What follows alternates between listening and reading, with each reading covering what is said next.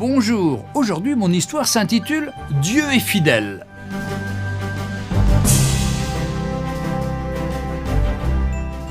Le professeur John Ariston est un cancérologue de renommée internationale. Il a effectué de nombreux travaux sur cette terrible maladie. Ce travail acharné est aujourd'hui récompensé. Il est sur le point de se rendre à une importante conférence dans une ville d'Europe, afin d'y recevoir le prix le plus prestigieux au monde. Le jour de la conférence, le professeur s'impatiente à l'idée d'embarquer sur le vol de sa compagnie préférée.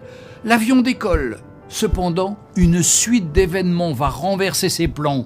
À peine 2 heures après le décollage, l'avion commence à avoir des problèmes techniques et atterrit d'urgence à un aéroport. Très inquiet à l'idée d'arriver en retard à la conférence, il se renseigne immédiatement auprès de l'agence de voyage.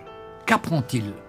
10 heures d'attente sont prévues afin d'espérer d'embarquer sur le prochain vol pour sa destination. Il décide alors de louer une voiture pour s'y rendre. Dans 4 heures, il sera arrivé à destination. Il conduit. Quelques minutes plus tard, le temps change. Brusquement, une tempête fait rage. Il pleut tellement qu'il devient difficile de voir distinctement. Distrait, le professeur loupe la sortie. La route est déserte, les conditions météorologiques se dégradent. Il a faim, il est fatigué. Il se met alors en quête d'un endroit où il pourrait s'arrêter, manger et se reposer. Il aperçoit une petite maison. Il frappe à la porte. Une belle jeune femme vient lui ouvrir. Dès lors, il lui explique sa situation et lui demande s'il pourrait utiliser son téléphone. Cette dernière n'a pas de téléphone.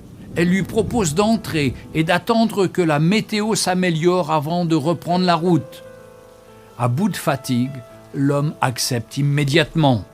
La jeune femme lui offre à boire et à manger et lui propose de se joindre à elle pour prier. Il refuse poliment et lui dit qu'il croit au dur labeur, mais pas aux prières. Tout en dégustant son thé, le docteur observe la jeune femme. Assise à côté d'un berceau, celle-ci prie avec ferveur. L'homme est intrigué, il s'approche et l'interroge. À qui appartient ce bébé ? Que peut-elle demander à Dieu ? Dieu daigne-t-il l'aider ? La jeune femme lui explique alors qu'il s'agit de son fils et qu'il a le cancer. Dans son entourage, nombreux sont ceux qui lui ont suggéré de consulter un certain docteur Ariston. Malheureusement, les honoraires de ce spécialiste sont très élevés. Elle n'a pas les moyens de le payer. Elle termine son explication en ajoutant que Dieu n'a pas encore répondu à ses prières. Mais elle a la ferme conviction qu'un jour, Dieu va frayer un chemin pour la solution à ce problème. Par conséquent, elle refuse de laisser la peur prendre le dessus sur sa foi. Stupéfait sans voix, des larmes inondent le visage du docteur Ariston. « Dieu est grand !» s'écrie-t-il avec émotion.